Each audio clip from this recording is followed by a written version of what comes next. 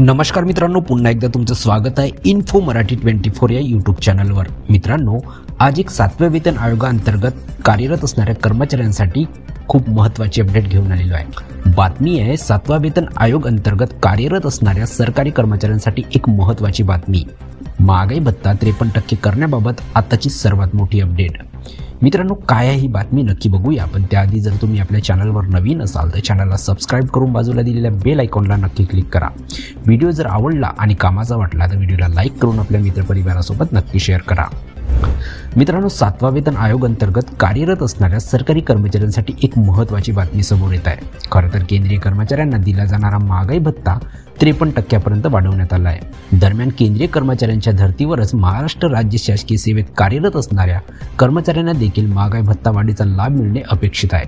आता या संदर्भात एक नवीन अपडेट हाती आली आहे। राज्य कर्मचाऱ्यांना देखील केंद्रीय कर्मचाऱ्यांप्रमाणे 53% डीए मिळावा याबाबत पाठपुरावा सुरू करण्यात आला आहे।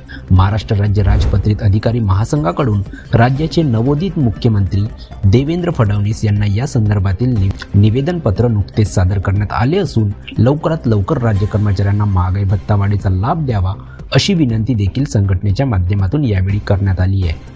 या निवेदनपत्रात महासंघाकडून केंद्रीय कर्मचाऱ्यांच्या महागाई भत्त्यात दिनांक 1 जुलै 2024 पासून 3% वाढ करण्यात आली आहे। त्यानुसार केंद्रीय कर्मचारी व सेवानिवृत्तांना महागाई भत्ता 53% वरून 53% झाला आहे।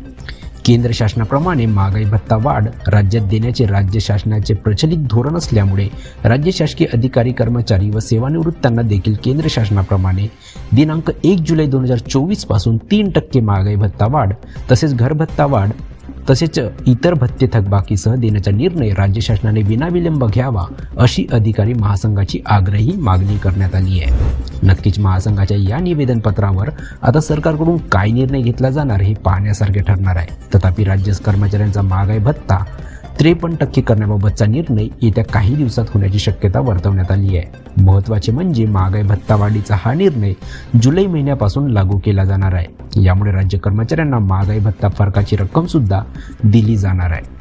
तर मित्रांनो, कशी वाटली ही कामाची आणि महत्त्वाची अपडेट? जर बातमी कामाची आणि महत्त्वाची वाटली असेल तर व्हिडिओला लाईक करून आपल्या मित्रपरिवारासोबत नक्की शेअर करा। तुम्ही जर आपल्या चॅनलवर नवीन असाल तर चॅनलला सबस्क्राइब करून बाजूला दिलेल्या बेल आयकॉनला नक्की क्लिक करा। व्हिडिओ बघितल्याबद्दल खूप खूप धन्यवाद।